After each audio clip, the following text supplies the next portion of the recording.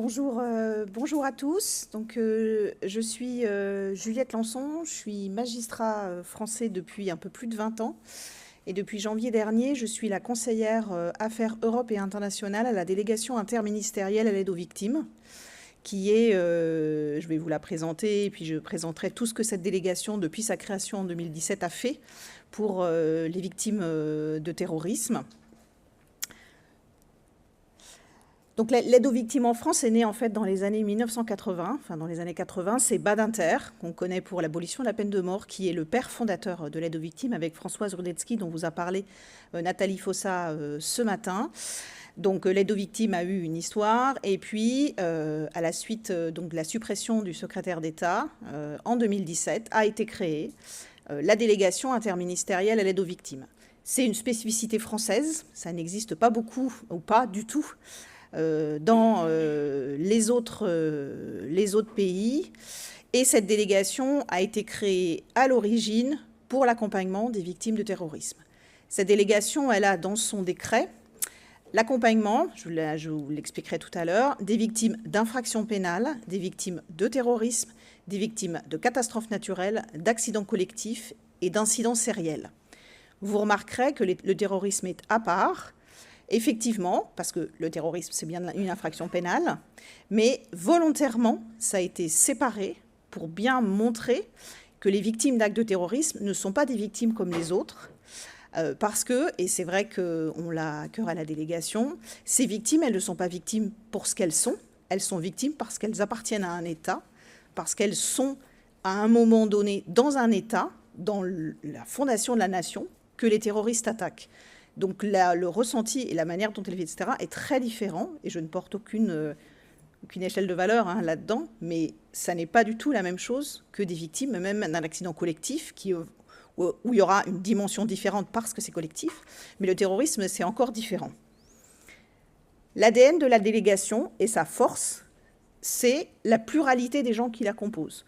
Vous avez une déléguée, une chef de cabinet, et vous avez des gens qui sont mis, c'est dans le décret, à disposition par les différents ministères. Donc vous avez des gens de l'intérieur, police et gendarmerie. Vous avez des gens justice, donc vous avez une conseillère justice, et moi, donc Europe et International. Vous avez des gens mis à disposition par le ministère de l'économie et des finances, donc Bercy. Vous avez une conseillère finance et un conseiller numérique, et vous avez une conseillère santé et affaires sociales. La force de la délégation, c'est de dire la victime, elle n'est pas prise uniquement sous un prisme, par exemple, judiciaire.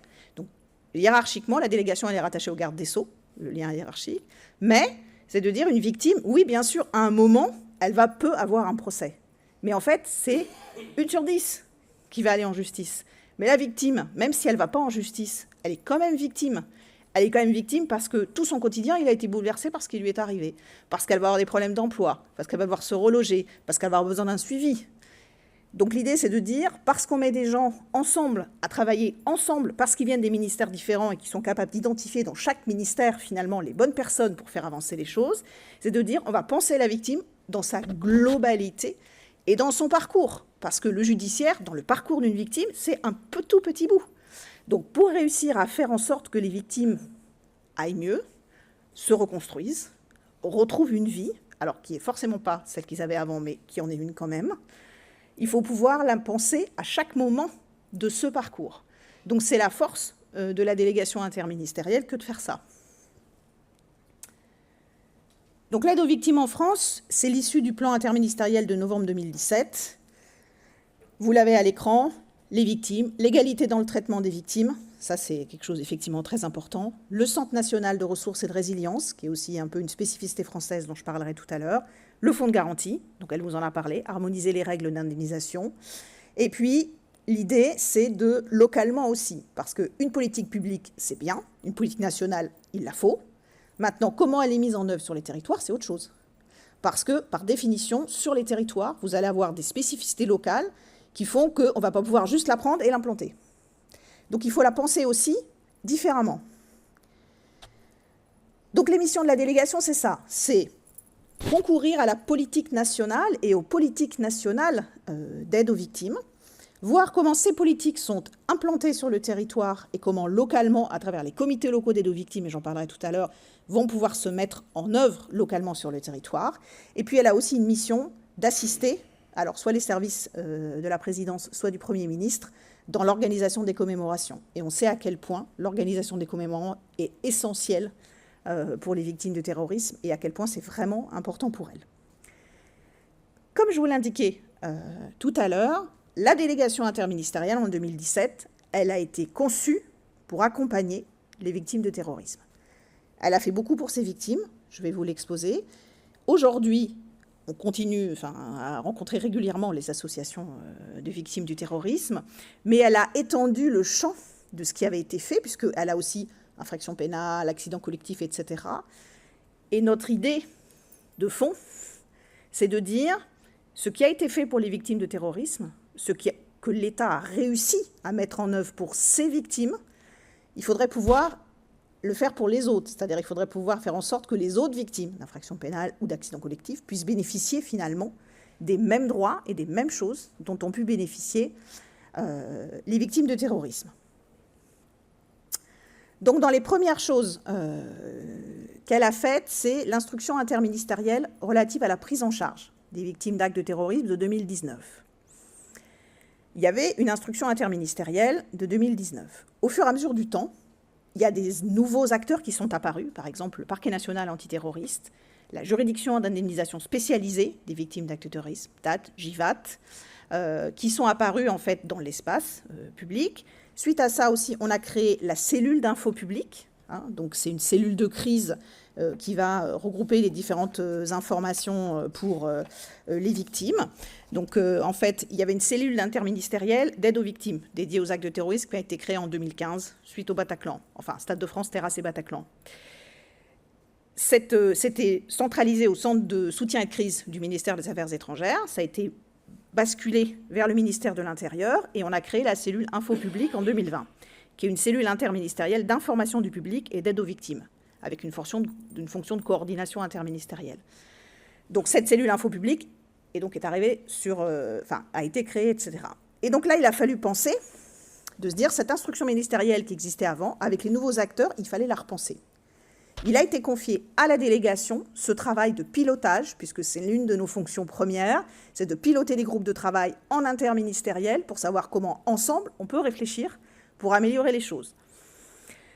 Donc, dans cette nouvelle instruction ministérielle interministérielle qui est sortie en 2023, on a intégré le PNAT, donc le parquet antiterroriste, donc de toute façon, tous les dossiers sont centralisés, donc le PNAT, donc la JIVAT, la juridiction d'indemnisation, les modalités de reconnaissance par la nation des victimes de terrorisme, puisqu'il y a une reconnaissance spécifique, des recommandations relatives à l'annonce des décès, aussi, parce que ça aussi, c'est un gros travail de la délégation qui a donné lieu en interministériel, in fine, à la rédaction d'une circulaire sur l'annonce des décès, parce qu'on sait à quel point ça peut être extrêmement violent pour les victimes quand on leur annonce le décès. Donc, il y a un énorme travail qui a été fait pour accompagner les professionnels à énoncer ce genre de choses. Donc, bien sûr, les pompiers, les médecins, c'est des choses qu'ils apprennent, mais par exemple, la police et la gendarmerie, c'est pas si évident, et sur des phénomènes de masse, c'est extrêmement compliqué. Donc parce que se faire apprendre par téléphone « Allô, bonjour, vous êtes madame Intel, bon, votre père est mort », parce que c'est quand même comme ça que ça s'est passé à certains moments,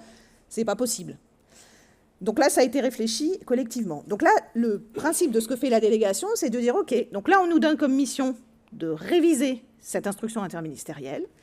Je vais prendre tous les ministères, les associations de victimes, l'ONAC-VG, donc les anciens combattants et victimes de guerre, le FGTI, tout le monde autour de la table, et on va réfléchir collectivement à qu'est-ce qu'on peut mettre, comment, ça discute, etc. Donc c'est le pilotage de ces groupes de travail. Également a été créé SIVAC, qui est le système d'information interministériel des victimes d'attentats et de catastrophes. L'idée de SIVAC, c'est de dire il faut les informations utiles concernant les victimes doivent être partagées entre les différents acteurs.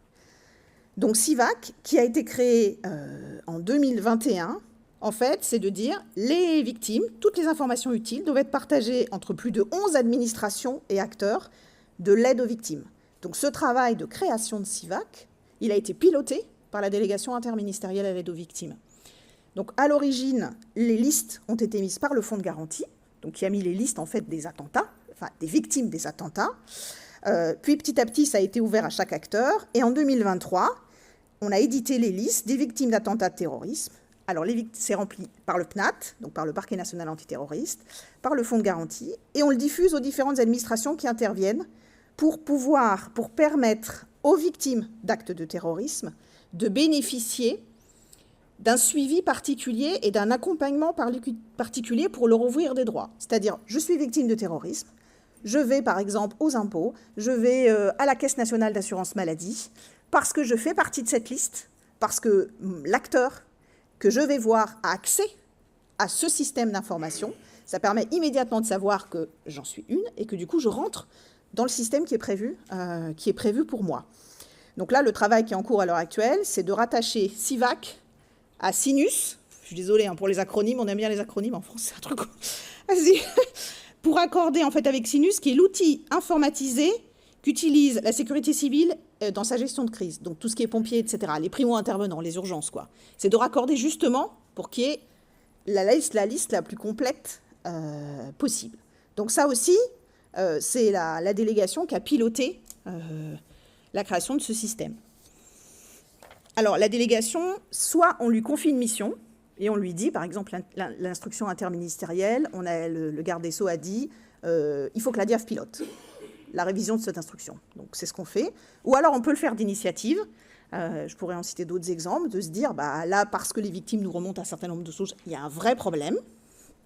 Et à ce moment-là, on va d'office décider de créer un groupe de travail et de voir comment les choses peuvent avancer. J'indique simplement parce qu'il y a des étrangers, il y a une différence, et on le verra tout à l'heure, entre les associations d'aide aux victimes, qui sont des associations composées de professionnels et qui sont donc financées par le ministère de la Justice, ce sont les associations agréées, et les associations de victimes, qui, pour la plupart d'entre elles, sont des associations qui ont été montées par des personnes qui ont été elles-mêmes victimes, et qui sont dans une logique de pair et danse, et dans une logique de dire moi je sais ce que tu as vécu, donc je vais pouvoir t'aider pour tout un tas de choses, parce que j'ai vécu la même chose que toi.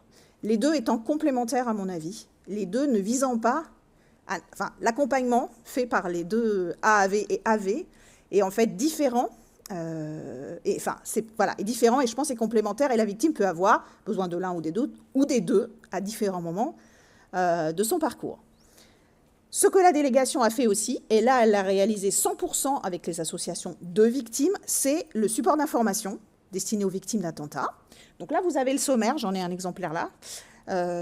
Voilà, c'est de dire, bon, il y a plein de choses qui existent, mais comme c'est souvent le cas, les victimes ne le savent pas. Ne le savent pas parce qu'on a énormément de dispositifs en France, et c'est pas toujours très coordonné, et donc les victimes ne savent pas tout ce à quoi elles ont droit. Donc l'idée c'était de dire, avec ces associations, parce que l'ADN de la délégation, c'est de dire, quand on monte quelque chose, ou quand on réfléchit à quelque chose, on ne le fera jamais sans les victimes. Donc quand on nous dit, il faut changer quelque chose, il faut réviser un texte, il faut créer quelque chose, la première chose que fait la déléguée, c'est, elle rencontre les victimes, elle rencontre les associations de victimes et les AAV, et elle leur dit, très bien, on m'a confié ça, qu'est-ce que vous avez à dire? Et en partant de là, à ce moment-là, on réfléchit en interministériel, etc. Mais l'idée, c'est de dire toujours, il faut toujours partir des besoins des victimes avant quoi que ce soit. Sinon, ce que vous faites, vous avez une chance sur deux que ça tombe à côté de la plaque. Parce qu'effectivement, ce qui est pensé par nous qui ne sommes pas victimes ne correspondra pas forcément aux besoins dont ils ont, aux choses dont ils ont vraiment besoin, elles, sur le terrain. Donc voilà, typiquement, ce support a été créé, c'est un petit carnet, effectivement, qui est donné aux victimes, qui explique de manière simple les différents interlocuteurs, à quoi ils ont droit.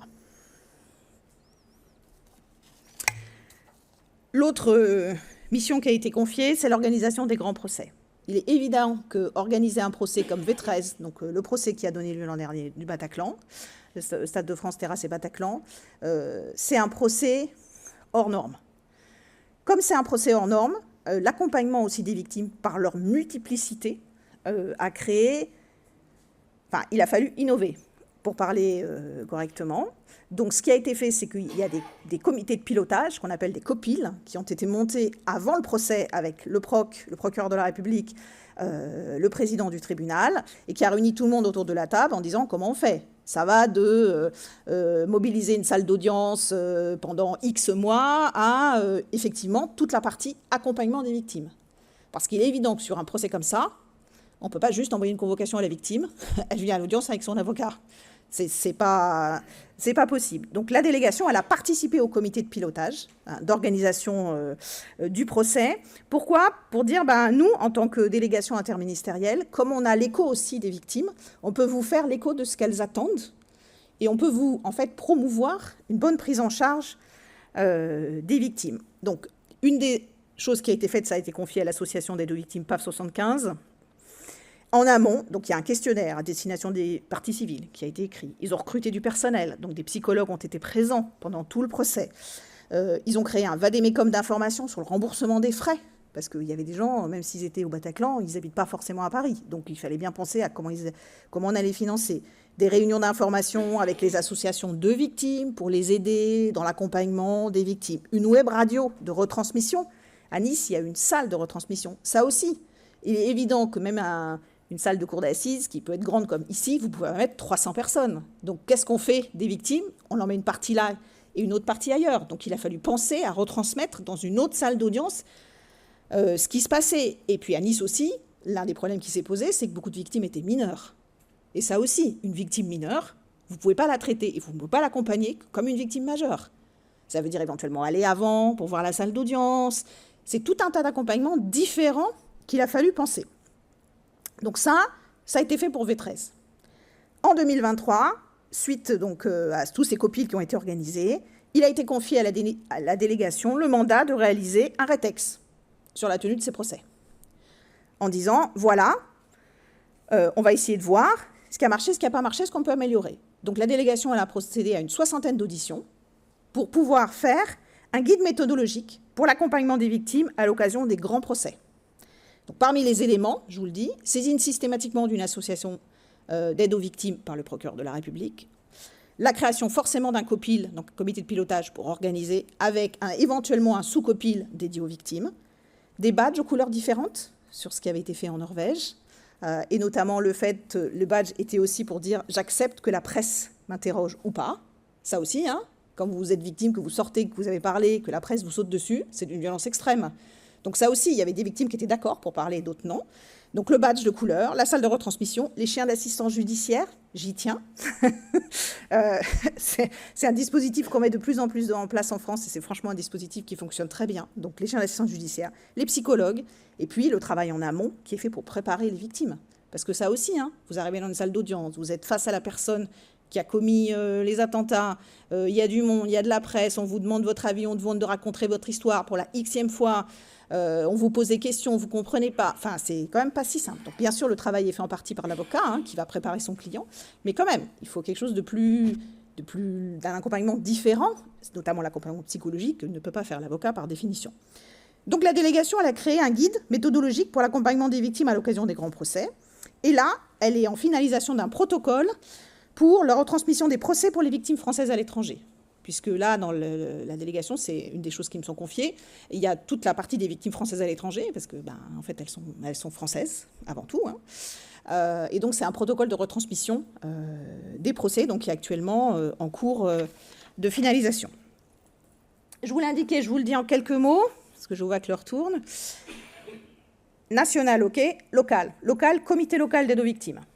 Les CLAV ont été créés à l'origine pour les actes de terrorisme, c'est-à-dire que ce sont des CLAV post-crise. Qu'est-ce que c'est qu'un CLAV? Un CLAV, c'est de dire, il est présidé par proc et préfet, et de dire, très bien, sur un sujet X, et là c'était donc les attentats, enfin un attentat X, par exemple, il y en a un à Arras, de CLAV, voilà, c'est de dire, bon, je vais réunir tout le monde autour de la table, et on va réfléchir collectivement à, est-ce que l'aide aux victimes dans mon département, ça fonctionne?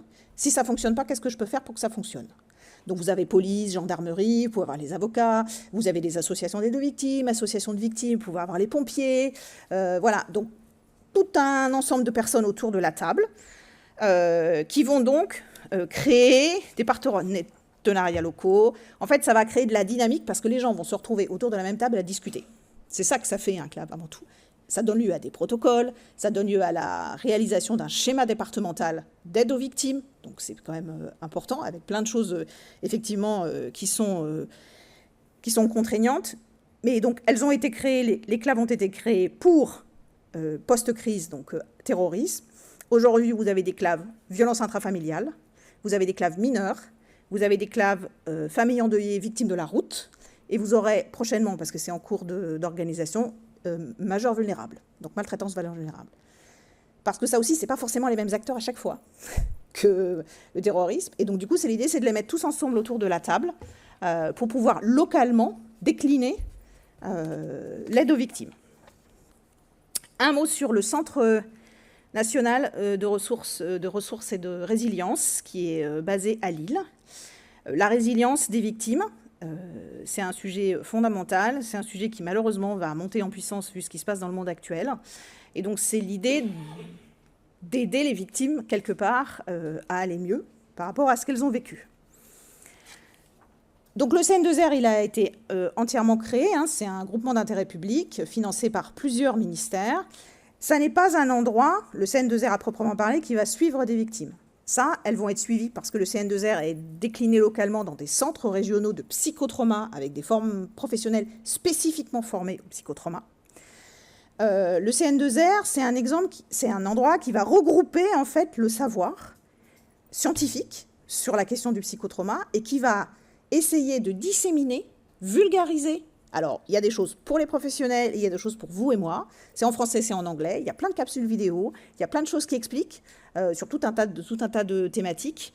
Et bien sûr, le terrorisme, c'est vraiment un outil de vulgarisation et d'éducation, quelque part, de la population là-dessus. Donc, c'est un outil très intéressant. Ce n'est pas un outil qui existe forcément partout ailleurs non plus.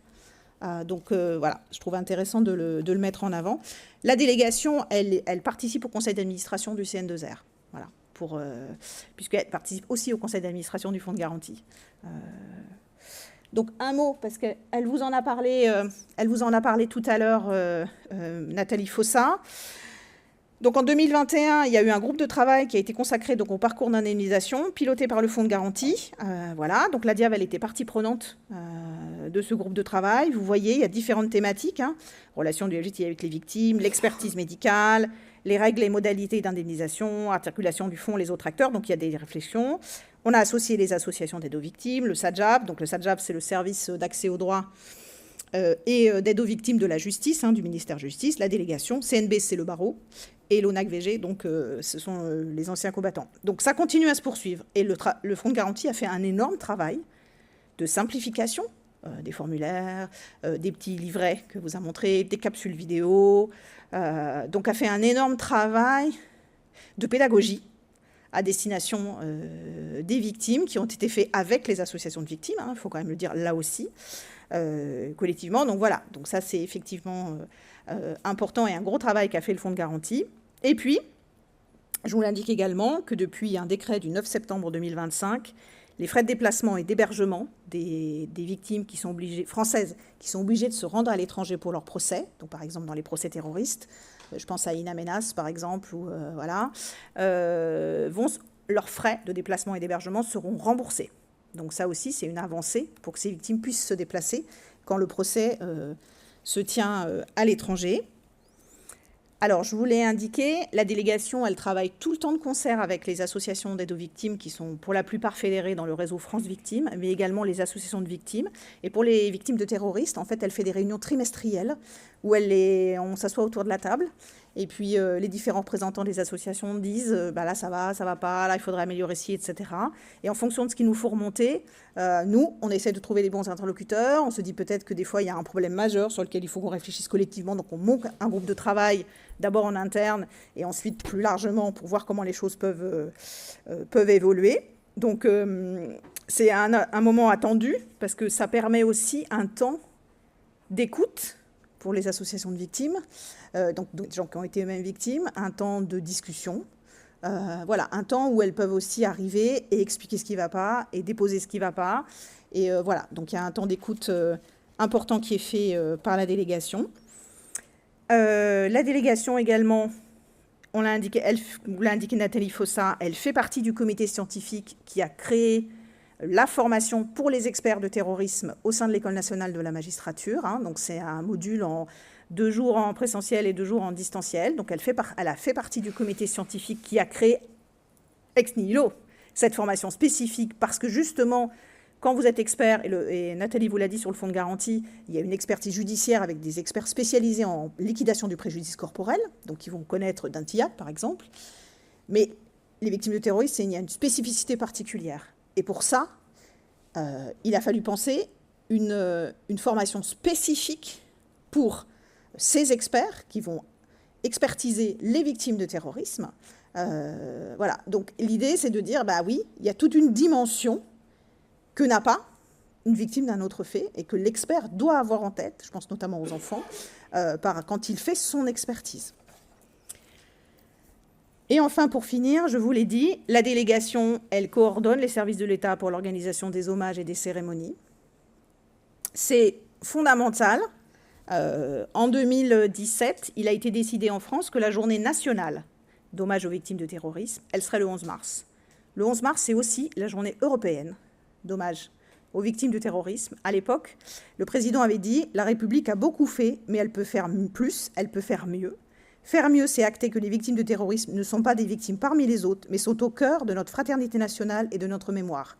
Et symboliquement, choisir la date du 11 mars, et pas celle de l'attentat du Bataclan ou l'attentat de Nice, c'est choisir la journée européenne. Donc c'est une journée commune. L'an dernier, la Commission européenne et la France, donc la DIAV, l'Élysée et la Commission européenne ont organisé les commémorations, donc le 11 mars à Strasbourg, dans une cérémonie commune. C'est très important, ces commémorations pour les victimes, même des années après. Là, on va organiser vraisemblablement la commémoration des 50 ans de l'attentat de l'Oyada de 1976. Donc, personne ici ne doit connaître l'histoire. Pour résumer, en 1976, c'est un quart d'enfants de militaires qui a été pris en otage et il y a eu des personnes qui sont décédées et des personnes blessées. Donc voilà, donc les enfants qui allaient à l'école en 1976. Donc voilà, donc il y a une association de victimes qui a été créée par M. Vitani qui s'appelle les Oubliés de l'Oyada, ça ne manque pas. Et donc on fêtera en février prochain les 50 ans de cet attentat. Donc la DIAV sera certainement, et elle l'est déjà, sur le pont pour l'organisation des commémorations. Parce que ces commémorations, même des années après, même 50 ans après, elles sont très importantes et fondamentales pour les victimes. Et donc c'est pour ça que dans les missions de la délégation, il y a spécifiquement d'apporter un appui voilà, pour ces commémorations des victimes, toutes, mais principalement les victimes de terrorisme. Elle va aussi localement, l'an dernier, elle était à Arras. Enfin, je veux dire, localement, quand il y a des commémorations, effectivement, elle est bien sûr invitée et souvent, elle est conviée à l'organisation voilà, parce qu'elle fait aussi le lien entre les services de l'État et les associations de victimes et les victimes. Donc, elle peut avoir un rôle important à jouer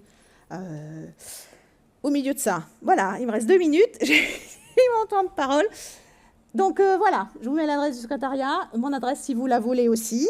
Et puis voilà, pour vous dire que la délégation interministérielle, donc, qui a été créée en 2017, est en sursis, puisqu'il y a un projet actuel et que je ne sais pas si elle sera encore là en janvier prochain.